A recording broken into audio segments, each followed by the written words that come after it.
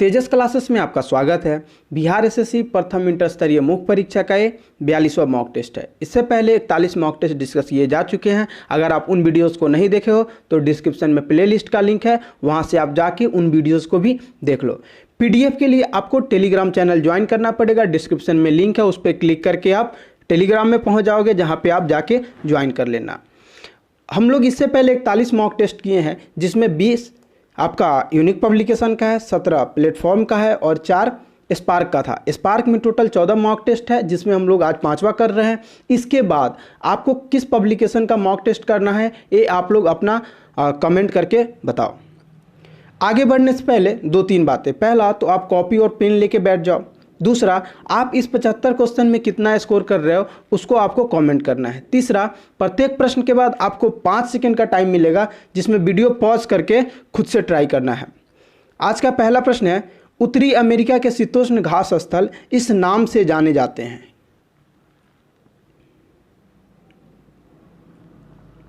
इसका आंसर हो जाएगा ऑप्शन डी, प्रेयरीज के नाम से जाने जाते हैं। देखो, पैम्पास आपको अर्जेंटीना और दक्षिणी अमेरिका में है।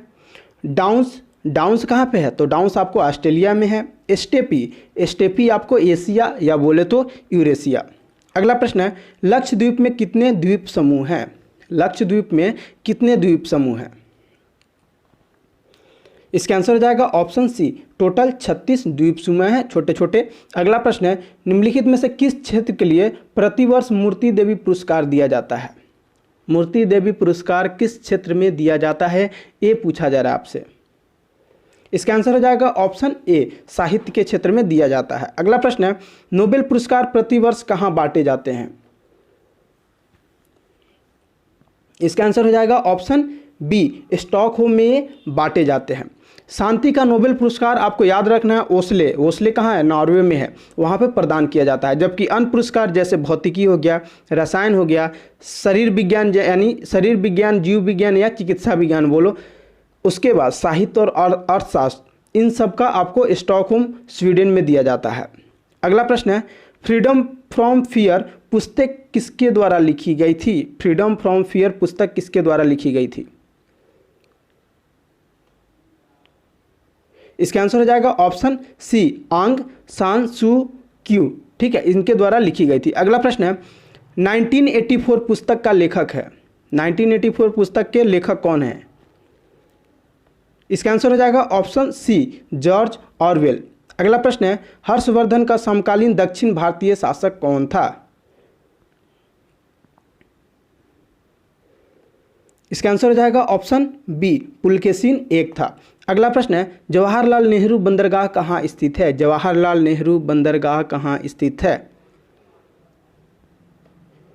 इसका आंसर हो जाएगा ऑप्शन सी, मुंबई में। अगला प्रश्न है, ज्वालामुखी सक्रियता द्वारा किस प्रकार की झील बनती है? ज्वालामुखी सक्रियता द्वारा किस प्रकार की झील बनती है?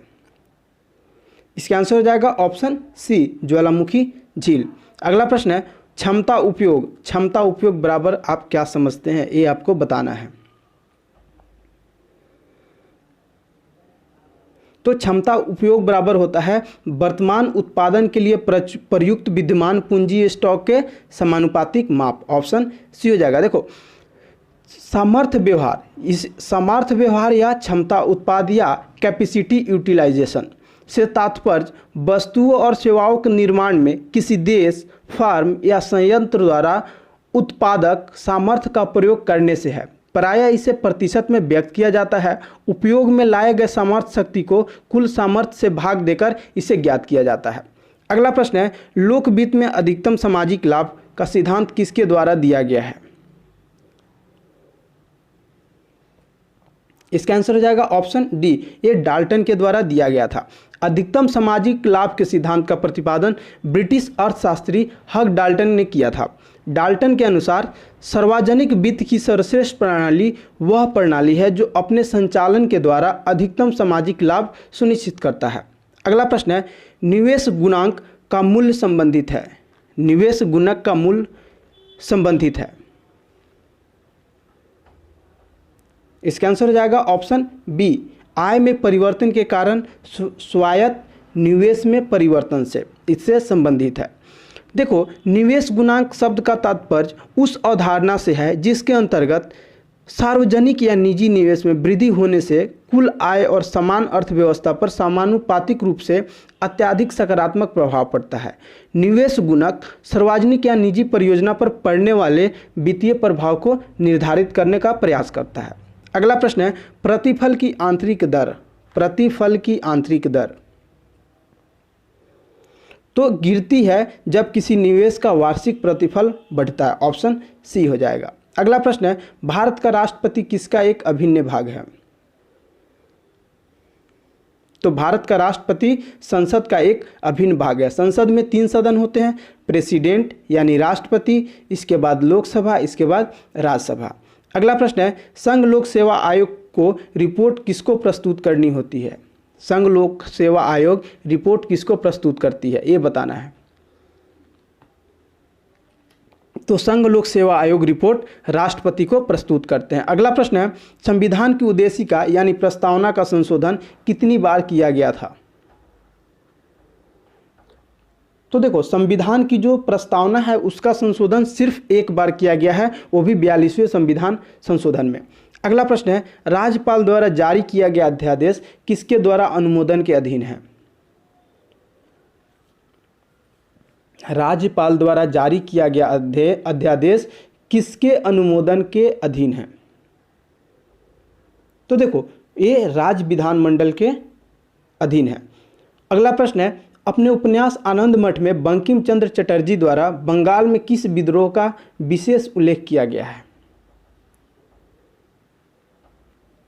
इसका आंसर हो जाएगा ऑप्शन बी, सन्यासी विद्रोह का। अगला प्रश्न है, मौर्य दरबार में ग्रीस के राजदूत का क्या नाम था? तो मौर्य दरबार में जो ग्रीस का राजदूत था उसका नाम मेगास्थनीज था। अगला प्रश्न है, दिल्ली सुल्तान का शासन कब प्रारंभ हुआ? दिल्ली सुल्तान का शासन कब प्रारंभ हुआ? तो देखो, दिल्ली सुल्तान का जो शासन प्रारंभ होता है वो 1206 ईस्वी में होता है, और आपको कमेंट करके बताना है किसके किसके शासनकाल में ये प्रारंभ होता है। अगला प्रश्न है, भारत में चमड़े का प्रतीक मुद्रा किसने प्रारंभ की? तो भारत में चमड़े की प्रतीक मुद्रा का प्रारंभ मोहम्मद बिन तुगलक के द्वारा किया गया था। अगला प्रश्न है, संविधान सभा ने राष्ट्रगान कब अपनाया?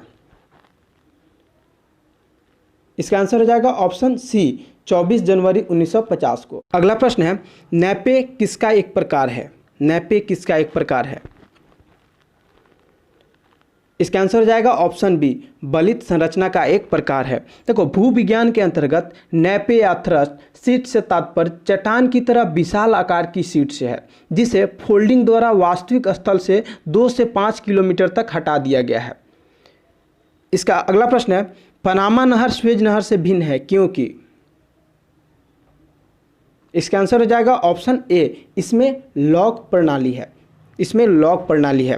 पनामा और सुएज नहरों के बीच सबसे बड़ा अंतर यह है कि सुएज नहर में कोई लॉक सिस्टम नहीं है, जहाज आसानी से जल यात्रा कर सकता है, जबकि लॉक सिस्टम से युक्त पनामा नहर जहाज़ों को भूसंधि पार करने के बाद निचले क्षेत्र या अन्य क्षेत्र में जाने की अनुमति प्रदान करता है। अगला प्रश्न है, वह क्षेत्र जो किसी स्थूल संरचनात्मक रूपांतरण के प्रति प्रतिरोधी होता है यह कहलाता है? इसका आंसर होगा ऑप्शन डी, इसे सील्ड यानी ढाल कहते हैं। सील्ड से तात्पर्य है प्री कैम्ब्रियन क्रिस्टलीय अग्नेय चट्टानों के एक विशाल क्षेत्र, और उत्कृष्ट कयांत्रित चट्टानों से है जो विवर्तनिक रूप से अस्थायी क्षेत्रों का निर्माण करता है। ये भूवैज्ञानिक के अंतर्गत होने वाले ढांचागत परिवर्तन के प्रतिरोध के रूप में कार्य करता है। ये साधारणतः महाद्वीपीय के केंद्रक होते हैं। अगला प्रश्न है, लानो कहाँ के घास स्थल है? लानो कहाँ के घास स्थल है? लानो ये चिल्ली का घास स्थल है। अगला प्रश्न है, आंतरिक अपवाह द्वारा चिन्हित क्षेत्र है। आंतरिक अपवाह द्वारा चिन्हित क्षेत्र है, तो इसको ये मरुस्थल है। अगला प्रश्न है, जीवन को किस रूप में धारित करने वाला स्थल क्या कहलाता है? जीवन को किसी रूप में धारित करने वाला स्थल क्या कहलाता है? इसका आंसर हो जाएगा ऑप्शन बी, जीवमंडल कहलाता है। अगला प्रश्न है, किसी उत्पाद की वह मांग जो वह अपने लिए चाहती है क्या कहलाती है? किसी उत्पाद की वह मांग जो वह अपने लिए चाहती है क्या कहलाती है? इसका आंसर हो जाएगा ऑप्शन डी, प्रत्यक्ष या स्वायत्त मांग। अगला प्रश्न है, भारत में सरकार की संसदीय प्रणाली कहां से ग्रहण की गई है? इसका आंसर हो जाएगा ऑप्शन सी, ब्रिटिश संविधान से। अगला प्रश्न है, लोकतांत्रिक प्रणाली के निम्न में से कौन से तत्व आवश्यक है? लोकतांत्रिक प्रणाली के लिए निम्न में से कौन से तत्व आवश्यक है? इसका आंसर हो जाएगा, देखो, अवसर की समानता, यह सबसे इंपॉर्टेंट चीज है, अवसर सबको मिलना चाहिए। अगला प्रश्न है, अतिरिक्त मान किसके बराबर है? अतिरिक्त मान किसके बराबर है? इसका आंसर हो जाएगा ऑप्शन ए, निर्गत आघात का अंतर, निर्गत और आघात का अंतर। देखो, अर्थशास्त्र में यूनिट लाभ, यूनिट मूल्यह्रास, लागत और यूनिट श्रम लागत की राशि को जोड़कर यूनिट मान या मूल्य प्राप्त किया जाता है। किसी संगठन या बिजनेस का अतिरिक्त मान उसके द्वारा उत्पादन को इस्तेमाल किए गए आउटपुट में से इनपुट को माइनस करने से प्राप्त होता है। इनपुट में से उत्पादन प्रक्रिया की इस्तेमाल की गई मध्यवर्ती आदानों का मूल्य शामिल होता है। अगला प्रश्न है, भारतीय संविधान का कौन सा अनुच्छेद यह निर्धारित करता है कि राजकीय नीति के निर्देशक सिद्धांत किसी न्यायालय द्वारा लागू नहीं किए जा सकते हैं? इसका आंसर जाएगा ऑप्शन सी, अनुच्छेद 37। अगला प्रश्न है, निम्न में से कौन सी भाषा भारतीय संविधान की 8वीं अनुसूची में उल्लेखित नहीं है? इसका आंसर हो जाएगा ऑप्शन सी, अंग्रेजी उल्लेखित नहीं है। अगला प्रश्न है, कौन सा प्राचीन भारतीय साम्राज्य नीचे उसकी राजधानी के साथ गलत जोड़े के रूप में अंकित है? आपको बताना है सही कौन सा नहीं है, कौन सा गलत जोड़े के रूप में अंकित है, आपको ये बताना है। तो देखो, मौर्य का पाटलिपुत्र था, ये तो बिल्कुल सही है। पांड्या का मदुरई था, ये भी सही है। ककतीय का वारंगल था, ये भी सही है। तो आपका ऑप्शन सी हो जाएगा। पल्लव का वेलोर नहीं था, पल्लव का कांची था, ठीक है, कांचीपुरम पल्लव वंश की राजधानी थी। पल्लव वंश शासकों के अलावा चोल वंश के राजाओं ने भी कांची को राजधानी बनाया था। यह शहर अपने मंदिरों के लिए विश्व विख्यात है। अगला प्रश्न है, वे दो वंशज कौन थे जिन्होंने खिलजी शासकों से तत्काल पहले और बाद में शासन किया था? तो आप लोग को सबको एक याद होगा, गुल खिले तो शायद लो, यानी गुलाम वंश और तुगलक वंश। चलो अगला प्रश्न है, निम्न में से किसने अंग्रेजों के विरुद्ध 1857 के संघर्ष में भाग नहीं लिया था? वो कौन से थे जो भाग नहीं लिए थे? तो टीपू सुल्तान ने अंग्रेजों के विरुद्ध भाग नहीं लिया था 1857 के विद्रोह में। अगला प्रश्न है, निम्नलिखित में से कौन सा संशोधन अधिनियम मिनी संविधान माना जाता है? इसका आंसर हो जाएगा ऑप्शन सी, 42वां संविधान संशोधन 1976। अगला प्रश्न है, निम्न ऐतिहासिक घटनाओं को क्रम अनुसार व्यवस्थित कीजिए।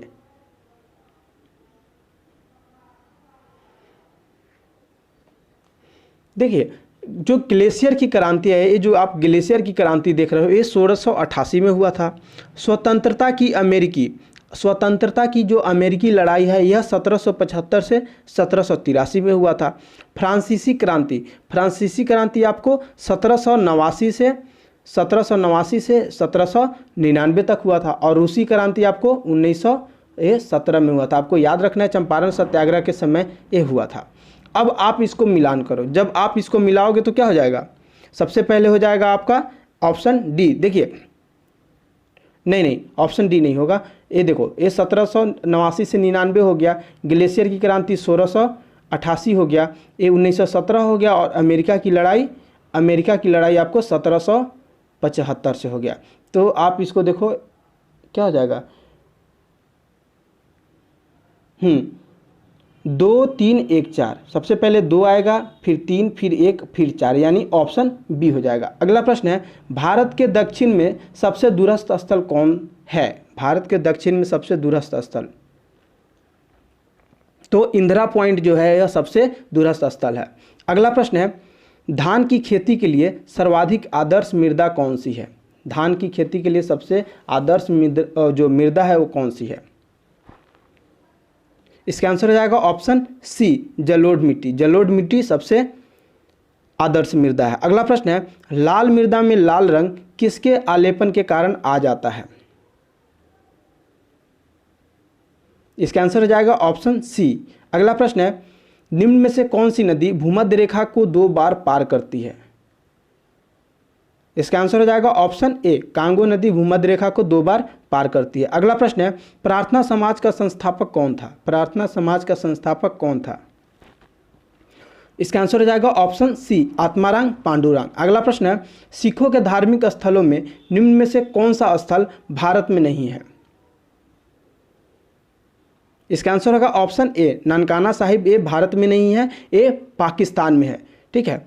अगला प्रश्न है, निम्न में से किस संगठन का मुख्यालय जिनेवा में नहीं है?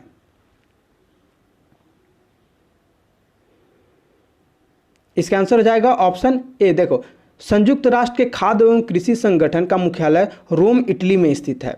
इसके मुख्यालय को 1951 ईस्वी में वाशिंगटन से रोम स्थानांतरित किया गया था। अगला प्रश्न है, किस इको प्रणाली में ग्रासलैंड शामिल किया जाता है? तो स्थलीय इको प्रणाली में ग्रासलैंड को शामिल किया जाता है। अगला प्रश्न है, निम्न में से किस यूरोपीय संघ के देश की अपनी निजी मुद्रा है और उसने यूरो को नहीं अपनाया? इसका आंसर हो जाएगा ऑप्शन सी, स्वीडन। देखो, यूरो यूरोपीय संघ के 28 में से 16 देश का जो आधिकारिक मुद्रा है। ठीक है। लेकिन स्वीडन मतदाताओं ने 2003 में आयोजित एक जनमत संग्रह में यूरो को राष्ट्रीय मुद्रा के रूप में अपनाने से इनकार कर दिया था। अगला प्रश्न है, आधुनिक हिंदी साहित्य का अग्रणी साहित्यकार कौन है? इसका आंसर हो जाएगा ऑप्शन डी, भरतेंदु हरिश्चंद्र। अगला प्रश्न है, निम्न में से कौन सा अमेरिकी राष्ट्रपति बनने से पहले एक सुप्रसिद्ध फिल्म टीवी अभिनेता था?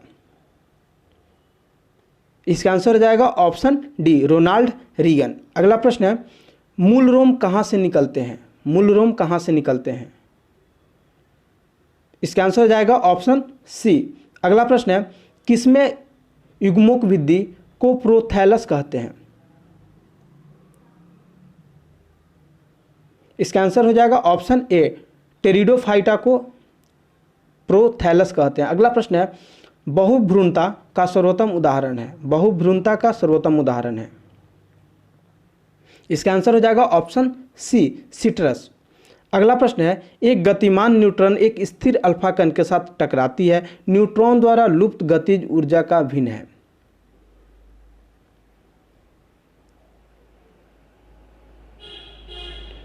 इसका आंसर हो जाएगा ऑप्शन सी, 9/25। से बहुत इंपॉर्टेंट क्वेश्चन है, बिहार के लगभग बहुत सारे एग्जामों में आया हुआ है। इसको तो आप लोग बिल्कुल ही याद रख लेना। अगर आप लोग सॉल्यूशन नहीं जानते हो तो मैं किसी वीडियो में सॉल्यूशन कर दूंगा, आप लोग इसको जरूर याद रखना। अगला प्रश्न है, निम्नलिखित में से कौन सी तरंगें ध्रुवित की जा सकती है? इसका आंसर हो जाएगा ऑप्शन डी, प्रकाश तरंगे को ध्रुवित की जा सकती है। अगला प्रश्न है, प्लांक नियतांक की यूनिट है? प्लांक नियतांक की जो इकाई है वो क्या है? इसका आंसर हो जाएगा ऑप्शन ए। अगला प्रश्न है, यदि आर प्रतिरोध का एक तार पिघलाया जाता है और उसे उसकी लंबाई के आधे भाग तक पुनः ढाला जाता है तो तार का नवीन प्रतिरोध कितना होगा?